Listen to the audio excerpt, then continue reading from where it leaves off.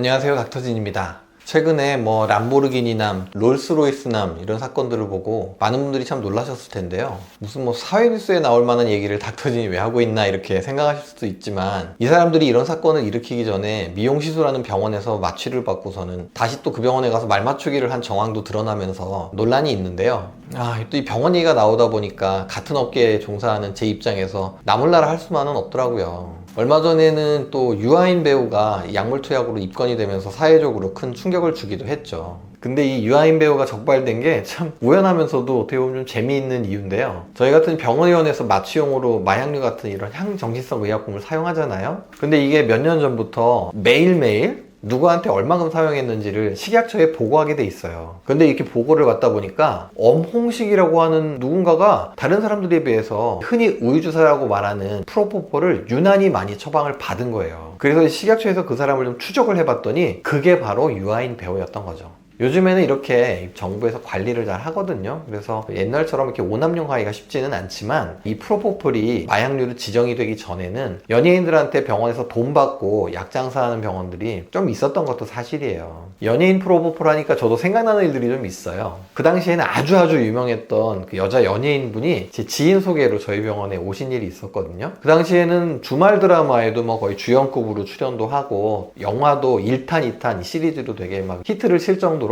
유명한 분이셨는데요. 피부 레이저를 하고 싶다 해가지고선 이제 저희 병원에 오시게 됐어요. 보통 저희 병원에서는 IPL 같은 그런 피부 레이저 하면서 수면 마취를 하지는 않는데, 이분이 긋고 수면 마취를 해달라고 말씀하시더라고요. 그런데 그 표정이 어쩐지 좀 쎄한 거예요. 보통 이런 경우에는 그냥 원장님 저 아픈 거 싫은데 좀 수면 좀 해주시면 안 돼요? 그냥 이 정도 말씀하시거든요. 근데 이분은 원장님 저 정말 수면 마취 해주세요. 저 아픈 거 정말 못 참거든요. 막 이러시는데 눈을 진짜 막 말똥말똥 해가지고 진짜 말투도 전투적이신 거예요. 이분이 왜 이러시나? 좀 이런 느낌이 들기는 했는데, 제 지인 소개이기도 하고 또 유명 연예인이기도 하고 해서 또 그때만 해도 또 닥쳐진이 초짜 때였고, 그래가지고 프로포폴 수면 마취를 해드렸어요. 근데요, 저 마취합니다 하고 제가 주사를 이렇게 딱 놓자마자 눈이 진짜 이렇게 확 뒤집어지더라고요. 그러면서 뭔가 표정이 진짜 야릇한, 지금도 그 표정이 떠올라요. 그 순간에 느꼈죠. 이거 놔주면 안 되는 분한테 이 주사를 놔줬구나 하고요. 그래서 레이저 끝나자마자 얼른 깨웠죠. 그랬더니 왜 벌써 깨웠냐고 막 화를 내시더라고요. 그러거나 말거나 했죠. 그 뒤에 또 그분이 레이저를 하겠다고 오겠다고 연락이 왔어요. 그래서 이번엔 제가 그랬죠. 수면 마취 절대 안 되는데 그래도 오시겠냐고. 그랬더니 그 뒤로 연락도 없고 안 오시더라고요. 그러던 와중에 제가 아는 어떤 원장님 병원에서는 또 이런 일이 있었어요. 새로 수술실 직원을 뽑았는데 일과 시간 중에 자꾸만 없어지더래요. 그러다가 이제 갑자기 나타나서는 좀 맹한 표정으로 이렇게 있더라는 거예요. 그렇게 며칠 동안 일하다가 어느 날 아침에 약장에 있었던 프로포폴을 싹 들고 나갔다더라고요.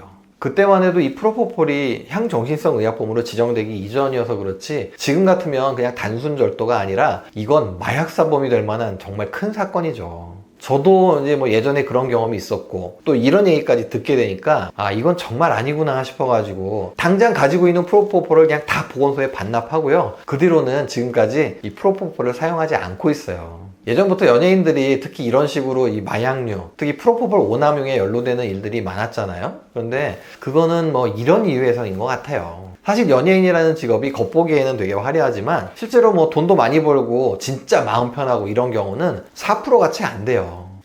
연예인 걱정은 하는 거 아니라고 하지만 이 4% 중에서 한 2%는요 지금 한창 뜨고 있어가지고 그냥 뭘 해도 다 잘 되는, 잘 나가고 있는 그런 경우고요. 이럴 때는 그 인기가 그냥 계속 갈 것 같잖아요. 그래서 별 걱정이 없는 거죠. 다른 2%는 어느 정도 이제 입지가 있어가지고 영화나 드라마 이런 거 꼭 하지 않아도 쏠쏠이 광고만 해도 아주 돈 많이 버는 그런 연예인들 있잖아요. 원빈 같은 분들, 무조리 씹어먹어 줄게.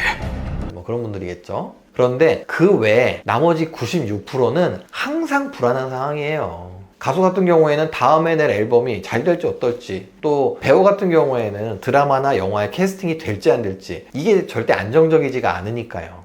인기가 있으면 있는 대로 또 언제 그 인기가 사그라들지 걱정되는 거죠. 그러다 보니까 아무래도 밤에 이렇게 잠을 푹 숙면을 잘 못하는 경우가 많다고 하더라고요. 저 같은 경우도 처음에 개업했을 때는요, 내일부터 환자가 갑자기 안 오면 어떡하지? 하고 밤에 자다가 벌떡벌떡 깨고 그랬어요. 이게 CEO 증후군이라고 하더라고요. 근데 이 한 5년 정도 지나니까 이런 증상은 없어졌어요. 지금은 뭐 베개에 머리가 닿는 순간 그냥 꿈나라 행이고요. 어쨌든 우리가 겉으로 보는 거하고는 다르게 연예인들이 좀 이렇게 불안정한 직업 특성상 푹 잔 것 같은 느낌 때문에 이런 약물에 의존성을 갖게 되는 경우가 많은 것 같고요. 또 이런 점들을 이용해서 부당한 수익을 챙기려는 병원들도 아주 극소수이긴 하지만 존재하는 것도 사실이에요. 최근에는 또 이 프로포폴 말고 다른 약물을 오남용하는 사례들이 있더라고요. 바로 에토미데이트라는 약물인데요. 용법하고 효능은 프로포폴하고 거의 똑같아요. 그리고 색깔도 똑같은 하얀색이에요. 이 약은 원래 프로포폴이 개발되기 전에 사용되던 약이라서 효과는 거의 비슷해요. 그리고 이 프로포폴의 가장 큰 부작용인 호흡저하, 이런 부작용은 좀 덜 발생하긴 하지만요, 구토나 근육경련 같은 이런 부작용은 오히려 한 40% 정도 더 많이 발생할 수 있거든요.